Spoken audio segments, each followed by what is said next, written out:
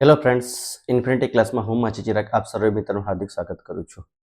ધોરણ 8 વિષય વિજ્ઞાન પ્રકરણ નંબર 1 કે જેનું નામ છે પાક ઉત્પાદન અને વ્યવસ્થાપન.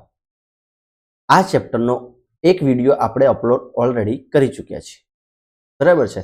તો હવે તમારે આ વિડીયોની અંદર આપણે બીજા ભાગમાં મળીશું અને બીજા ભાગમાં જ્યાંથી શરૂઆત કરી છે ત્યાંથી જોઈએ કે શું આપેલું છે. સિંચાઈ. શું આપેલું છે ભાઈ? સિંચાઈ.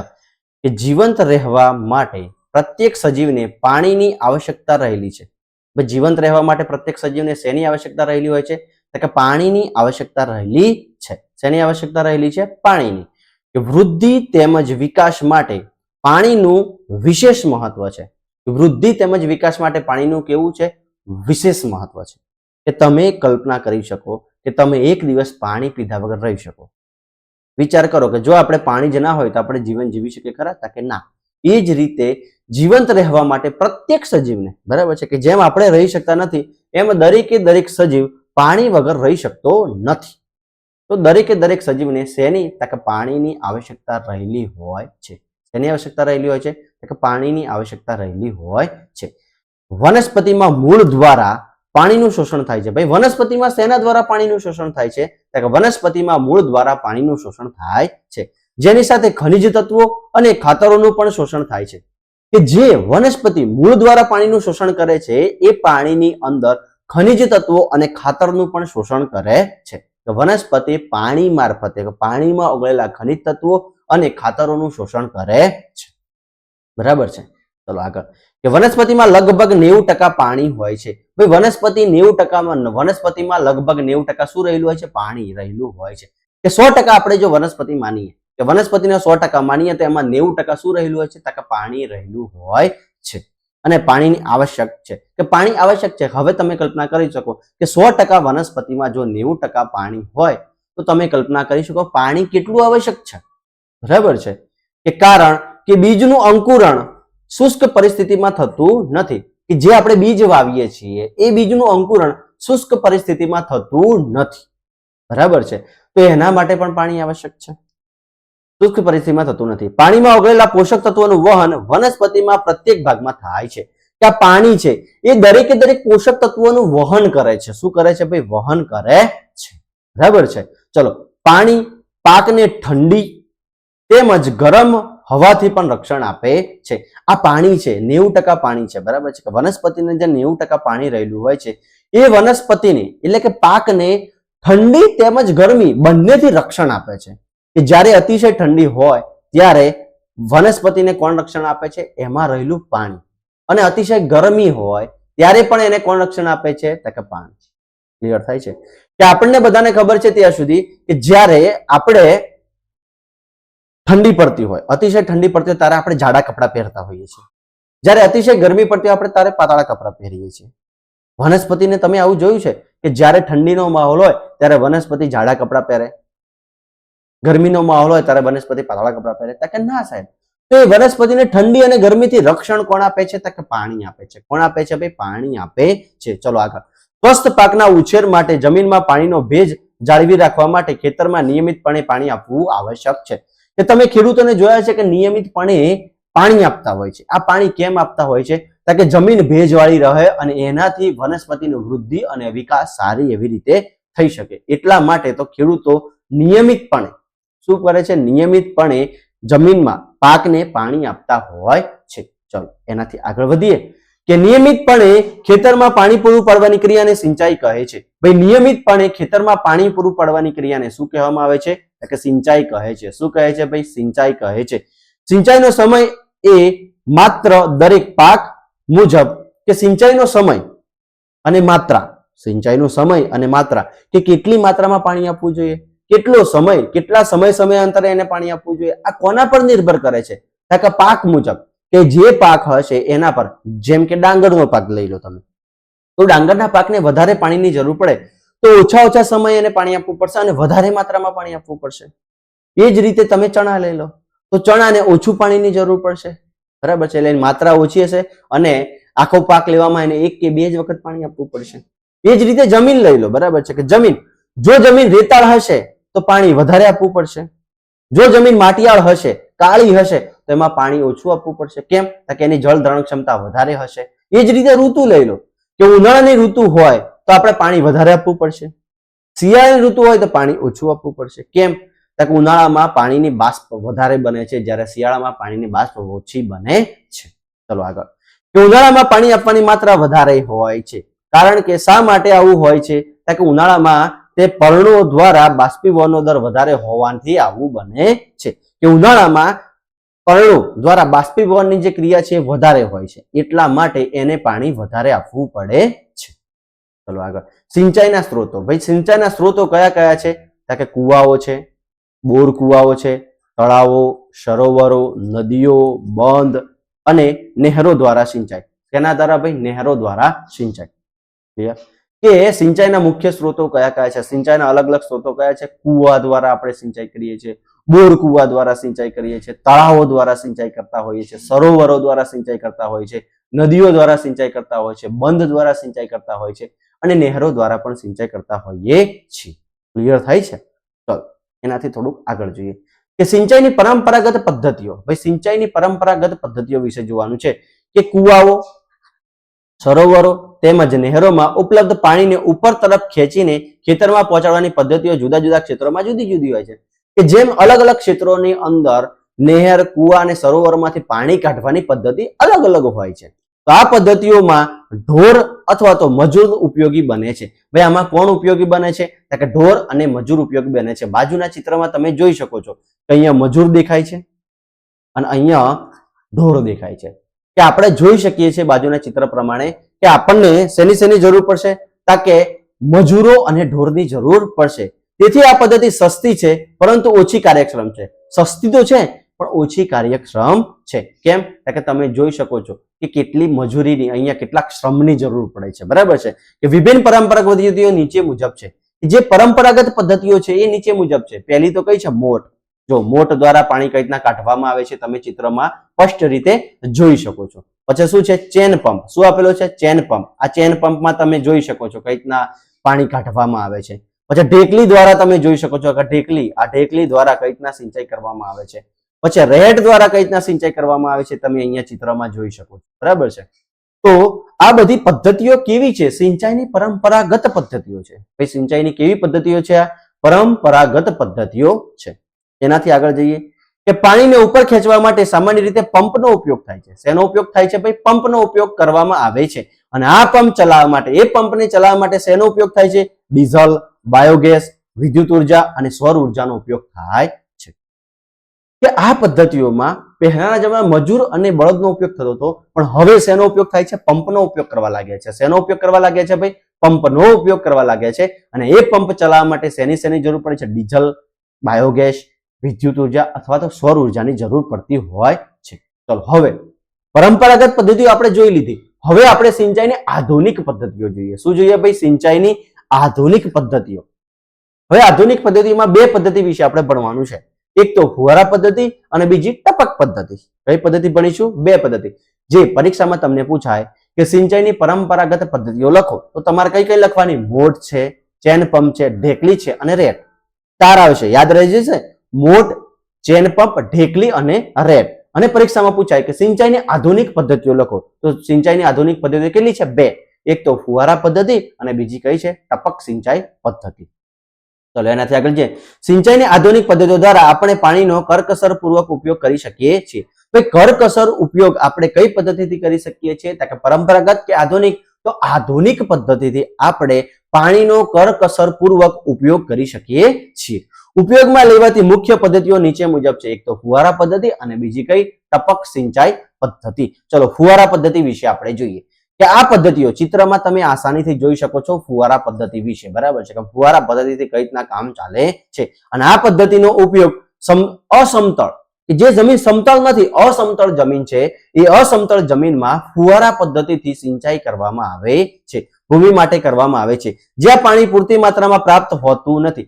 જ્યાં પાણી પૂરતી માત્રામાં પ્રાપ્ત હોતું નથી ત્યાં આ ફુવારા પદ્ધતિ વપરાય છે. કાટખૂણે રાખેલી પાઇપો ઉપર છેડા ઉપર ફરતી નોઝલો લગાડવામાં આવેલી છે. જો કાટખૂણે, અહીંયા જે આ જમીન છે એને કાટખૂણે આપણે ફુવારા પદ્ધતિઓ રાખેલી છે. જો આ કાટખૂણે ઉપર તમને દેખાય છે, આ રીતે નોઝલો દેખાય છે અને આ પાઇપ નિશ્ચિત અંતરે મુખ્ય પાઇપ સાથે જોડેલી હોય છે. જો આ બધી પાઇપો નિશ્ચિત અંતરે મેન પાઇપ સાથે જોડેલી છે. જ્યારે પંપની મદદથી પાણી મુખ્ય પાઇપમાં પહોંચાડવામાં આવે છે ત્યારે તે ફરતી નોઝલોમાં બહાર નીકળે છે. આ પંપ ચાલુ કરીશું એટલે આ મુખ્ય પાઇપમાં જશે, પછી આ પાઇપોમાં જશે અને પછી આ ફુવારા દ્વારા નોઝલો દ્વારા પાણી બહાર છંટકાવશે. અને છંટકાવ છોડ ઉપર એવી રીતે થાય છે જ્યારે વરસાદ પડતો હોય. અને આ ફુવારા પદ્ધતિમાં આપણને એક ફાયદો થાય છે કે એનો છંટકાવ, આ ફુવારા પદ્ધતિ પાણીનો છંટકાવ એ રીતે થાય છે જેમ કે વરસાદ પડતો હોય. શું પડતો હોય? કે વરસાદ પડતો હોય એ રીતે પાક ઉપર આ પાણી પડે છે. અને ફુવારા પદ્ધતિ ઘાસવાળી જમીન અને કોફીના વાવેતર અને કેટલાક અન્ય પાકોમાં આનો ઉપયોગ લેવામાં આવે છે. કે ફુવારા પદ્ધતિ કોના માટે વરદાન સાબિત થાય છે? તો કે જે અસમતળ જમીન હોય, કે જે સમતલ નથી, બરાબર છે, અને કોફીના પાક માટે સૌથી વધારે જરૂરી છે. અને તમે જોતા હશો કે બગીચામાં જે ઘાસ લીલુંછમ દેખાય છે એ લીલાછમને પાણી પહોંચાડવા માટે, એ લીલાછમ ઘાસને પાણી પહોંચાડવા માટે શેનો ઉપયોગ કરવામાં આવે છે? ફુવારા પદ્ધતિનો ઉપયોગ કરવામાં આવે છે. કઈ પદ્ધતિનો ઉપયોગ કરવામાં આવે છે? ફુવારા પદ્ધતિનો ઉપયોગ કરવામાં આવે છે. ચલો એનાથી આગળ જઈએ આપણે ટપક સિંચાઈ પદ્ધતિ. કઈ પદ્ધતિ છે? ટપક પદ્ધતિ. જો ટપક પદ્ધતિનું ચિત્ર તમને અહીંયા ફર્સ્ટ દેખાતું હશે, એના પર તમને ખબર પડી ગઈ હશે કે આ પદ્ધતિઓ પાણી ટીપે ટીપે સીધું મૂળના છોડ નજીક પડે છે. કે જે મૂળ હોય, આ જમીન જે છોડ હોય એના મૂળ જોડે આ ટપકે ટપકે ટીપે ટીપે પાણી પડે છે. આથી ટપક પદ્ધતિ કહે છે. આથી જ તેને કઈ પદ્ધતિ કહેવામાં આવે છે? ટપક સિંચાઈ પદ્ધતિ કહેવામાં આવે છે. અને આ કોના માટે ઉપયોગી છે? તો ફળાઉ વનસ્પતિઓ, બગીચા તેમજ વૃક્ષોને પાણી આપવાથી તે સર્વોત્તમ પદ્ધતિ છે. કે સર્વોચ્ચ સૌથી સારામાં સારી પદ્ધતિ કઈ છે? કે ટપક પદ્ધતિ. કેમ? કે આ જે ફળ ફળાદીના છોડવાઓ છે, બરાબર છે, કે ફળ ફળાદીના જે વૃક્ષો છે, બગીચા છે અને વૃક્ષો છે, આ બધાના મૂળની અંદર ટીપે ટીપે પાણી પડે, ટીપે ટીપે ટપકે ટપકે પાણી પડતું હોય છે. અને એ પાણીને વનસ્પતિને જેટલી માત્રામાં જોઈતું હોય એ પ્રમાણે મળી રહે છે. અને આ પદ્ધતિમાં પાણીનો બિલકુલ વ્યય થતો નથી. તમને પરીક્ષામાં પૂછી શકે કે કઈ પદ્ધતિમાં પાણીનો બિલકુલ વ્યય થતો નથી, સહેજ પણ વ્યય થતો નથી, તો કઈ આવે? ટપક સિંચાઈ પદ્ધતિમાં પાણીનો બિલકુલ વ્યય થતો નથી. અને આ પદ્ધતિ પાણીની અછતવાળા વિસ્તારોમાં વરદાન સ્વરૂપ છે. કે જ્યાં પાણીની એકદમ અછત હોય ત્યાં સૌથી વધારે ઉપયોગી કઈ પદ્ધતિ છે? ટપક સિંચાઈ પદ્ધતિ. કઈ સિંચાઈ પદ્ધતિ ભાઈ? ટપક સિંચાઈ પદ્ધતિ સૌથી વધારે ઉપયોગી છે. બરાબર છે. ચાલો એનાથી આગળ જઈએ. હવે આપણે સિંચાઈ વિશે ભણ્યા. હવે આપણે શેના વિશે ભણવા જઈ રહ્યા છે? કે નિંદણથી રક્ષણ, કે નિંદણ વિશે ભણીશું. બરાબર છે. કે નિંદણમાં શું છે? બુજો અને પહેલી નજીકના ઘઉંના ખેતરમાં ગયા અને તેઓએ જોયું કે ઘઉંના પાક સાથે કેટલાક અન્ય છોડ પણ ઉગ્યા હતા. કે બુજો અને પહેલીએ શેની મુલાકાત લીધી? કે બુજો અને પહેલીએ ખેતરની મુલાકાત લીધી. કોની ખેતરની લીધી? પાક. કે જે ખેતરની અંદર કયો પાક ઉગાડવામાં આવેલો હતો? કે એ ખેતરની અંદર ઘઉંનો પાક ઉગાડવામાં આવેલો હતો. કયો પાક ઉગાડવામાં આવેલો હતો ભાઈ? કે ઘઉંનો પાક ઉગાડવામાં આવેલો હતો. અને એ ઘઉંના પાકની જોડે આપણે પાક ભણ્યા. ભાઈ ઘઉંનો પાક એટલે શું? કે આખા ખેતરમાં ખાલી ને ખાલી ઘઉંના છોડ કરવામાં આવેલા, ઘઉંનો છોડ રોપવામાં આવેલો હોય તેને આપણે શું કહેવામાં આવે છે? કે ઘઉંનો પાક કહેવામાં આવે છે. શું કહેવામાં આવે છે? ઘઉંનો પાક કહેવામાં આવે છે. પરંતુ પહેલી અને બુજોએ જોયું કે ઘઉંનો પાક સિવાય બીજા અન્ય છોડ પણ ઉગી નીકળ્યા છે. તો અન્ય છોડ ઉગી નીકળ્યા છે એને આપણે શું કહીશું? નિંદણ કહીશું. શું કહીશું ભાઈ? નિંદણ કહેવામાં આવે છે. ચલો નિંદણની આપણે વ્યાખ્યા જોઈએ. કે ખેતરમાં કેટલાક અનિચ્છનીય બિનજરૂરી છોડ કુદરતી રીતે પાકની સાથે ઉગી નીકળે છે. કેટલા? કે ખેતરમાં કેટલાક અન્ય અનૈચ્છિક અથવા તો બિનજરૂરી કુદરતી રીતે પાક સાથે ઉગી નીકળે છે. અને આવા અનૈચ્છિક બિનજરૂરી છોડને નિંદણ કહે છે. કે આવા બિનજરૂરી છોડને શું કહેવામાં આવે છે? કે નિંદણ કહેવામાં આવે છે. નિંદણને દૂર કરવાની ક્રિયાને નિંદામણ કહે છે. ભાઈ નિંદણને દૂર કરવાની ક્રિયાને શું કહેવામાં આવે છે? નિંદામણ કહે છે. નિંદામણ આવશ્યક છે. કે પાકની અંદર નિંદામણ થયું હોય એ નિંદામણને દૂર કરવું આવશ્યક છે. એટલે કે નિંદામણ કરવું આવશ્યક છે. કારણ કે નિંદણ પાણી, પોષક દ્રવ્યો, જગ્યા તેમજ પ્રકાશ માટે મુખ્ય પાક સાથે સ્પર્ધા કરી તેની વૃદ્ધિ પર અસર કરે છે. હવે પહેલી ને બુજોની વાત કરીએ. કે પહેલી ને બુજો જે ઘઉંના ખેતરમાં ગયા હતા, ઘઉંનો પાક વાવવામાં આવ્યો છે, એટલે કે બધા છોડ ઘઉંના હતા, પણ એમાં નિંદામણ થઈ. બરાબર છે. કે નિંદણ અમુક બિનજરૂરી ઘાસ ઉગી નીકળ્યું છે, બિનજરૂરી છોડ ઉગી નીકળ્યા છે. તો એ છોડ કોના સાથે કોમ્પિટિશન કરશે? ઘઉં સાથે. કેમ? કે ઘઉંને પૂરતા પ્રમાણમાં પોષક તત્વો, પાણી, ખનિજ દ્રવ્યો આ બધું આપણે આપે છે, સૂર્યપ્રકાશ આ બધું જ એને મળે છે. પણ એના જોડે જોડે જે પણ નિંદામણ છે એને પણ મળશે. એટલે કે સ્પર્ધા કરે કે ના કરે? તમે વિચારો કે તમે 2 પડીકા લઈને બેઠા છો, 2 પડીકા લઈને ખાવા બેઠા, એમાં તમારો દોસ્તાર આવી જાય દોસ્તાર આવી જાય તો પછી પાર્ટનરશિપ કરવી પડે કે ના કરવી પડે? કે કરવી પડે. તો એક પડીકું એવું ખાઈ જશે અને એક પડીકું તમે ખાઈ જાઓ. તો હવે તમારે 2 પડીકા ખાવાની જગ્યાએ તમને 1 પડીકું ખાવા મળ્યું કે ના મળ્યું? તો એ જ રીતે વનસ્પતિની અંદર જ્યારે નિંદામણ થાય છે તો નિંદામણ પણ આ જ રીતે કોમ્પિટિશનમાં ઉતરે છે અને જે મુખ્ય પાક સાથે કોમ્પિટિશનમાં ઉતરે છે અને એને શું આપણે જે ખનિજ તત્વો હોય છે, પાણી હોય છે, સૂર્યપ્રકાશ હોય છે, જગ્યા હોય છે, એના સાથે કોમ્પિટિશન કરે છે અને એની વૃદ્ધિમાં અવરોધ કરે છે. શું કરે છે? અવરોધ કરે છે. અને કેટલાક નિંદણ લણણી પરમાં વિક્ષોભ કરે છે કે જો કદાચ આપણે નિંદામણ ના કરીએ તો શું થાય?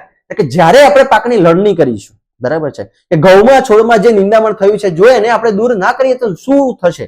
તો જ્યારે લણણી કરવાની થશે ત્યારે એ વિક્ષોભ પેદા કરશે, ત્યારે એ અડચણરૂપ થશે અને અડચણરૂપ થશે અને જો એને લણણી સાથે લઈ લેવામાં આવે તો શું થાય છે? કે મનુષ્ય અને પ્રાણીઓ માટે ઝેરી હોય છે. આ નિંદામણ કેવું હોય છે? કે મનુષ્ય અને પ્રાણીઓ માટે ઝેરી સાબિત થઈ શકે છે. બરાબર છે? એટલે કે નિંદામણ કરવી જરૂરી છે. ચલો એનાથી આગળ જઈએ કે નિંદણને દૂર કરવા તેમજ વૃદ્ધિને નિયંત્રિત કરવા ખેડૂતો અનેક પદ્ધતિઓ અપનાવે છે. કે ખેડૂતોએ અનેક પદ્ધતિઓ અપનાવી છે અને પાક ઉગાડતા પહેલા ખેતરમાં ખેડ દ્વારા નિંદામણ જડ મૂળથી દૂર કરવા અને નાશ કરવામાં સહાયતા મળે છે. તો સાહેબ આ નિંદામણ છે શું? તો નિંદામણ શું છે તો એની પહેલા વાત કરીએ કે જે બિનજરૂરી બીજ છે એ ઉડીને એક જગ્યાએથી બીજી જગ્યાએ તમારા ખેતરમાં આવતા હોય અથવા તો તમે ખેતરમાં જે અગાઉ પાક લીધો છે એના બીજ જમીનમાં પડેલા હોય છે. તો શું કરવું? આ નિંદામણને જડમૂળથી દૂર કરવા માટે શું કરવું જોઈએ? તો નિંદામણને જડમૂળથી દૂર કરવા માટે સૌથી પહેલા તો ખેતરને પડી રહેવા દેવું જોઈએ. તો એમાં જેટલા પણ બીજ હશે એ બધા ઉગી નીકળશે. શું નીકળશે? બધા ઉગી નીકળશે. હવે એ ઉગી નીકળે છે તો એના પર ફૂલ અથવા તો બીજ આવે એના પહેલા જોજો હા કે ખેતરને પહેલા બીજો પાક લેતા પહેલા થોડી વાર પડી રહેવા દેવું જોઈએ. એટલે કે થોડા દિવસો એને પડી રહેવા દેવું જોઈએ. પડી રહેશે તો એમાં જે પડી રહેલા બીજ છે એ ઉગી નીકળશે. શું નીકળશે? ઉગી નીકળશે. હવે એ બીજ ઉગી નીકળે છે, બીજ ઉગે છે તો એના પર ફરી બીજ આવે અથવા તો ફૂલ આવે એના પહેલા એને કલ્ટી અથવા તો વાવણીયા દ્વારા ખેડી નાખવું જોઈએ. ખેતર ખેડી અને એને મૂળ સહિત ઉખાડી લેવું જોઈએ. તો એને જડમૂળથી આપણે નાશ કરી શકીએ. ચલો આગળ. એનાથી નિંદણ સુકાઈ જાય છે અને માટીમાં ભળી જાય છે. નિંદણ શું થશે? સુકાઈ જશે અને માટીમાં ભળી જશે. અને નિંદણમાં પુષ્પ ઉદ્ભવે કે બીજ ઉદ્ભવે તે પહેલા નિંદણને દૂર કરવું જોઈએ. જો પુષ્પ અને બીજ ઉગે એના પછી જો આપણે એને દૂર કરીશું તો એની લણણી કરતા અથવા તો એને ઉખાડતા સમય એના બીજ ફરી જમીન પર પડશે અને ફરીથી ઉગી નીકળવાના છે. કે સમયાંતરે નિંદણ જમીનને નજીકથી હાથ વડે કાપવામાં કે મૂળ સહિત ઉખાડવામાં આવે છે. નિંદણને શું કરવામાં આવે છે? કાપવામાં અથવા તો મૂળ સહિત ઉખાડવામાં આવે છે. આ કાર્ય ખુરપી મદદથી કરવામાં આવે છે. નિંદણને જળમૂળથી દૂર કરવા માટે વાવણિયાનો ઉપયોગ કરવામાં આવે. તેનો ઉપયોગ કરવામાં આવે છે ભાઈ વાવણિયાનો ઉપયોગ કરવામાં આવે છે. ચલો અહીંયા ક્લિયર થયું હશે. તો થોડાક આપણે આગળ વધીએ કે નિંદણને કેટલાક રસાયણોની મદદથી પણ નિયંત્રિત કરવામાં આવે છે. જેમ કે નિંદણનાશક. કેટલાક રસાયણોનો ઉપયોગ કરીને પણ આપણે નિંદણને દૂર કરી શકીએ અને એ છે નિંદણનાશક. અને કયું છે? ટુડી અને ફોરડી. કયું છે ભાઈ? ટુડી અને ફોરડી. ખેતરમાં નિંદણને નાશ માટે તેનો છંટકાવ કરવામાં આવે છે અને પાકને નુકસાન કરતા નથી. આ ટુડી અને ફોરડી એ પાકને નુકસાન કરતા નથી, ખાલી ને ખાલી નિંદણને નુકસાન કરે છે, નિંદણનો નાશ કરી નાખે છે. નિંદણનાશકનું જરૂરી માત્રાવાળું દ્રાવણ મેળવવા માટે તેને પાણી વડે મંદ કરવામાં આવે છે. જરૂરી માત્રાવાળું દ્રાવણ ઉમેરવા માટે એને પાણીમાં મિક્સ કરવામાં આવે છે અને પછી પ્રેશરની મદદથી ખેતરમાં છંટકાવ કરવામાં આવે છે. તમે અહીંયા વ્યક્તિને જોઈ શકો છો. પ્રેશરની મદદથી એ જમીન અંદર છંટકાવ કરે છે કે નિંદણનાશકનો છંટકાવ. કે નિંદણનાશકનો છંટકાવ આપણે કઈ રીતના કરી શકીએ છીએ. ક્લિયર થયું? ચલો થોડાક આગળ જઈએ. હવે આ બુજોને પ્રશ્ન થયો. બુજોનો પ્રશ્ન જોરદાર છે કે શું નિંદણનાશકની અસર તેનો છંટકાવ કરનાર વ્યક્તિ પર થાય છે ખરી? જ્યાં નિંદણનાશક આપણે ચિત્રમાં જોયું કે નિંદણનાશક જે વ્યક્તિ કરે છે તો એ વ્યક્તિને આની અસર થશે ખરી? બુજોને પ્રશ્ન થાય છે.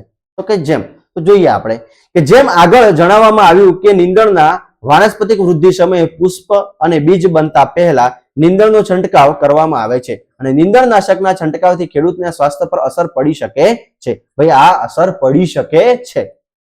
તેથી તેઓને આ રસાયણનો ઉપયોગ ખૂબ જ સાવધાનીપૂર્વક કરવો જોઈએ. કે ખૂબ જ સાવધાનીપૂર્વક આનો ઉપયોગ કરવો જોઈએ. અને આ રસાયણનો છંટકાવ કરતી વખતે તેમણે પોતાનું નાક તેમજ મુખ કાપડથી ઢાંકી દેવું જોઈએ. કે નીંદરનાશકનો છંટકાવ કરતી વખતે એના નાક ઉપર અને મુખ ઉપર શું બાંધી દેવું જોઈએ? કાપડ બાંધી દેવું જોઈએ. તેનાથી તેને અસર થશે નહીં. હવે આગળ લલણી. શું આવ્યું ભાઈ? લલણી. કે પાકની લણણી એ અગત્યનું કામ છે. પાકની લણણી એ શું છે? અગત્યનું કામ છે. કેમ? કે આપણે ઘઉંનો પાક મેળવવા માટે આપણે ઘઉંની વાવણી કરી, બરાબર છે? કે ઘઉંની આપણે જરૂર હતી, એટલે કે ઘઉંનો પાક આપણે કર્યો.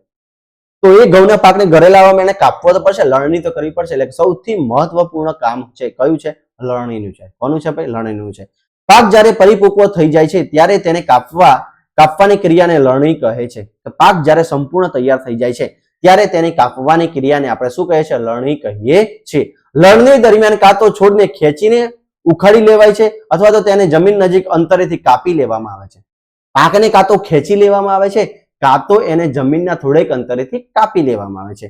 તેને પાકને પરિપક્વ થતા 3 થી 4 મહિના લાગે છે. અનાજના પાકને પરિપક્વ થતા કેટલો સમય લાગે છે?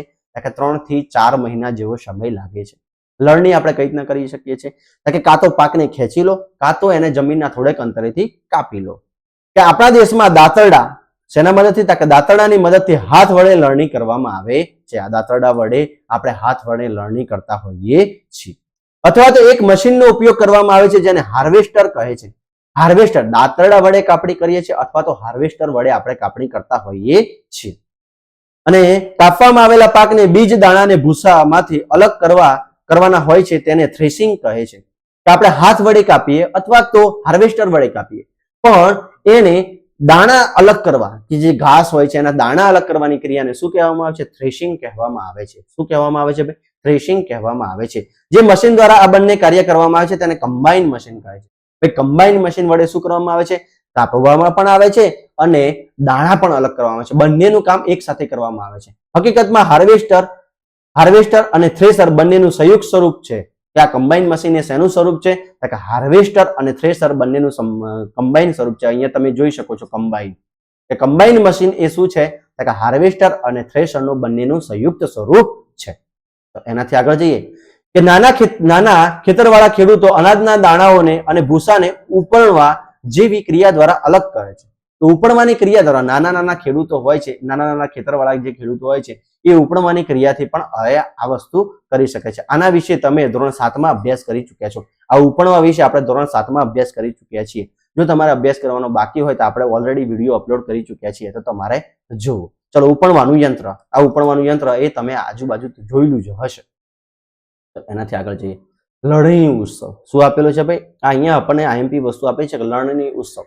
જો શું આપેલું છે કે 3 થી 4 મહિના અથાગ પરિશ્રમ પછી લણણીનો સમય આવે છે. કે 3 થી 4 મહિના પછી ખેડૂતોએ અથાગ પરિશ્રમ કર્યો હશે, અથાગ મહેનત કરી હશે, એના પછી લણણીનો સમય આવે છે. અને ઊભા પાકનું સુવર્ણ દ્રશ્ય ખેડૂતના હૃદયના ઉલ્લાસ તેમજ સુખાકારીની ભાવનાથી ભરી દે છે. કે સુવર્ણ, કે જ્યારે આપણે લણણી કરતા હોઈએ છીએ એ પહેલા પાક કમ્પ્લીટ સુકાઈ ગયો હોય છે. શું થયું હોય છે? પાક કમ્પ્લીટ સુકાઈ ગયો હોય છે. અને સુકાઈ ગયેલા પાકનો આપણે શું કરીએ છીએ? કે એકદમ સોનેરી જેવો લાગે છે. એ ખેડૂતોને ખૂબ જ આહલાદાયક, ખૂબ જ શું કહેવાય, ખુશીનો માહોલ હોય છે. આ સમયે પાછલી ઋતુઓના ફળ આપે છે. શું કરે છે? પાછલી ઋતુઓના ફળ આપે છે. કે જે આપણે આગળની ઋતુમાં જે ફળ કર્યા હોય છે એનું પરિણામ આપણને અહીંયા મળે છે. તેમાં થોડાક આરામ કરવાનો તથા ખુશી મનાવવાનો હોય છે. આથી જ ભારતના બધા જ ભાગોમાં લણણીનો સમય હર્ષ ઉલ્લાસ તેમજ ખુશીનો હોય છે. અને પુરુષ તેમજ મહિલાઓ બધા ભેગા મળીને ઉત્સાહભેર આ ઉત્સવ ઉજવે છે. અને લણણી ઋતુની સાથે કેટલાક વિશેષ ઉત્સવ જેમ કે પોંગલ, બેસાખી, હોળી, દિવાળી ના નાયબ તેમજ બિહુ જોડાયેલા હોય છે. કયા કયા તહેવારો આપણે જોડાયેલા હોય છે ભાઈ લણણી ઉત્સવ સાથે? પોંગલ, બેસાખી, હોળી, દિવાળી, નાયબ પછી બિહુ. એટલે તમને પરીક્ષામાં પૂછાય કે લણણી ઉત્સવ સાથે બીજા કયા ઉત્સવો જોડાયેલા છે? તો પોંગલ, વૈશાખી, હોળી, દિવાળી અને બિહુ. ક્લિયર થઈ ગયું? ચલો હવે આપણે આગળ વધીએ. હવે શું આવે છે? સંગ્રહ. કે આપણે પાકને તૈયાર તો કરી લીધો, એને બધું થઈ ગયું, હવે એને વર્ષ દરમિયાન ચાલે એ રીતે સંગ્રહ કરવાનો. શું કરવાનું છે ભાઈ? સંગ્રહ કરવાનું છે. કે ઉત્પાદનને સંગ્રહ એક મહત્વનું કાર્ય છે. જો આપણે સારી રીતે સંગ્રહ નહીં કરીશું તો એ બીજ ખરાબ થઈ જશે, એ ઘઉંના દાણા ખરાબ થઈ જશે, તો આપણા કશા કામના રહેશે નહીં. તેને શું કરવું પડે છે? ઉત્પાદનનો સંગ્રહ એ મહત્વનું કાર્ય છે. જો લણેલા પાકને વધારે સમય સુધી રાખવાનો હોય તો તેને ભેજ, જંતુઓ, જીવજંતુઓ, ઉંદરો તથા સૂક્ષ્મ જીવોથી સુરક્ષિત રાખવો જોઈએ. કે જો આપણે પાકને લાંબો સમય રાખવો છે તો આપણને બધાને ખબર છે કે ભેજ છે, પછી જીવજંતુઓ છે, ઉંદરો છે અને સૂક્ષ્મ જીવોથી બચાવવો પડશે. અને લણેલા દાણાઓને વધુ ભેજ રહેલો હોય, જો તરત જ લણેલા પાકના દાણાઓને સૂક્યા વગર જ સંગ્રહ કરવામાં આવે તો તે બગડી જાય છે. કે આપણે તૈયારીમાં લણણી કરીને તૈયારીમાં જો એનો સંગ્રહ કરી દઈશું તો એ પછી બગડી જશે. કેમ? કે એની અંદર ભેજ રહેલો હોય છે. શું રહેલો હોય છે? ભેજ રહેલો હોય છે.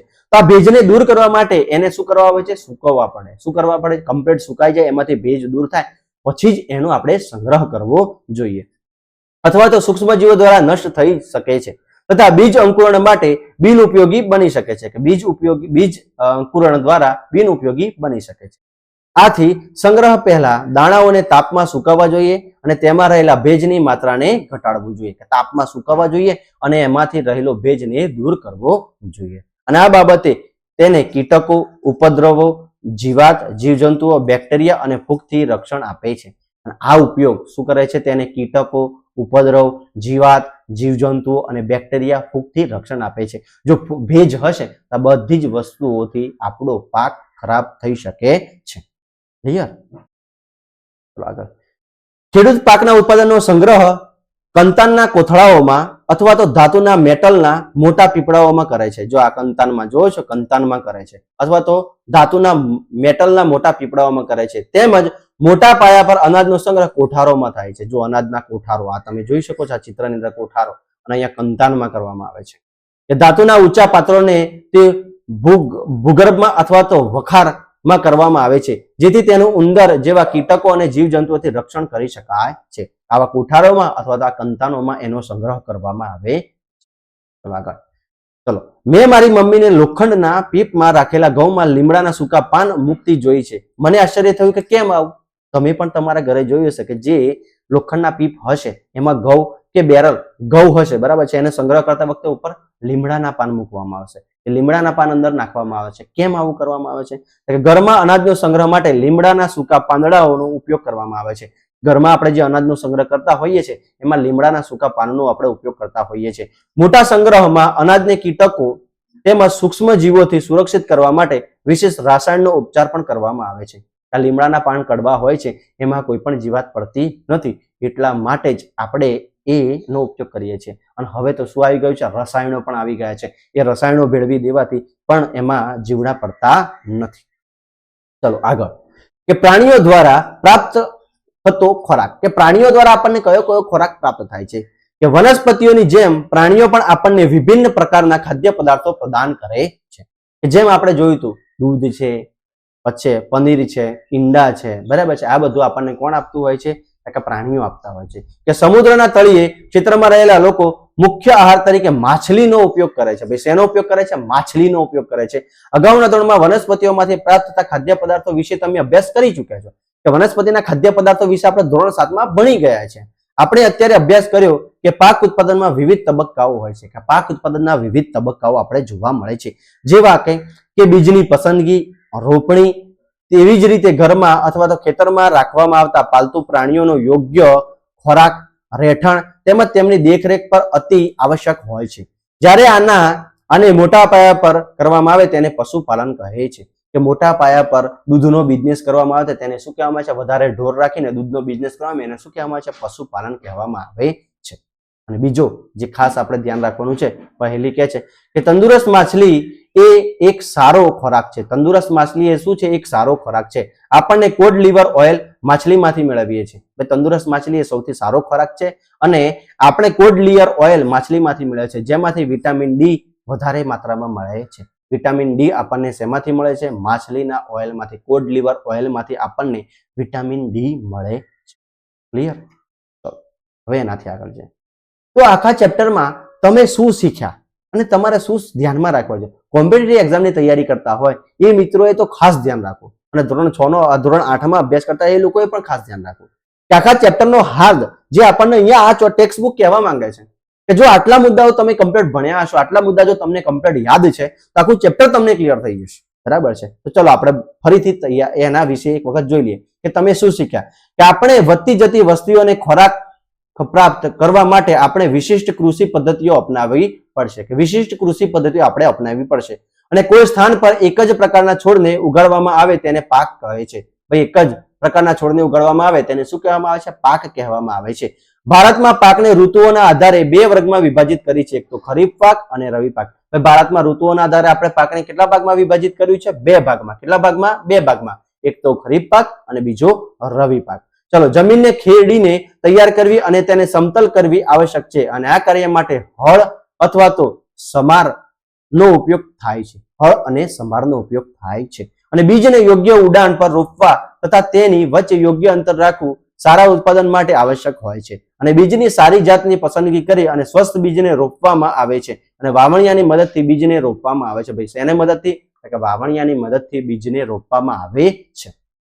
એનાથી આગળ જઈએ કે માટીમાં કુદરતી ખાતર અને કૃત્રિમ ખાતર. કયું ખાતર ભાઈ? કુદરતી ખાતર અને કૃત્રિમ ખાતરની મદદથી પોષક દ્રવ્યોની સમૃદ્ધિ અને પુનઃ પ્રાપ્તિ કરી આવશ્યક છે. કે જે જમીનમાં પોષક તત્વો ઘટી જાય છે એને આપણે પૂર્તિ શેના દ્વારા કરી હતી? કુદરતી ખાતર અને કૃત્રિમ ખાતર દ્વારા કરી હતી. કે પાકની નવી જાત આવવાની રાસાયણિક ખાતરોમાં ઉપયોગમાં અતિરેક થયો છે અને યોગ્ય સમયાંતરે પાકને પાણી આપવાની પદ્ધતિને સિંચાઈ કહે છે. યોગ્ય સમયાંતરે પાણી આપવાની ક્રિયાને આપણે શું કહીએ છીએ? ભાઈ સિંચાઈ કહીએ છીએ. એના પછી આપણે શું ભણ્યા હતા? નિંદણ. કે નિંદામણમાં બિનજરૂરી અને રોપ્યા વગરની ઉગી નીકળેલા છોડ કે જેને દૂર કરવામાં આવે છે તેને નિંદણ કહે છે. કે નકામા જે છોડ છે એને આપણે નિંદણ કહીએ છીએ. એના વિશે પણ આપણે ભણ્યા. લણણીનો અર્થ એ થાય છે કે પરિપક્વ થયેલા પાકને હાથ અથવા તો મશીન દ્વારા કાપવું. કે લણણી શું થાય છે? કે તૈયાર થયેલા પાકને હાથ અથવા તો મશીન દ્વારા કાપવું એને આપણે શું કહેતા હતા? લણણી કહેતા હતા. અને અનાજના દાણાને તેના ભૂસામાંથી અલગ કરવાની ક્રિયાને શું કહેવામાં આવે છે? થ્રેશિંગ કહેવામાં આવે છે. શું કહેવામાં આવે છે ભાઈ? થ્રેશિંગ કહેવામાં આવે છે.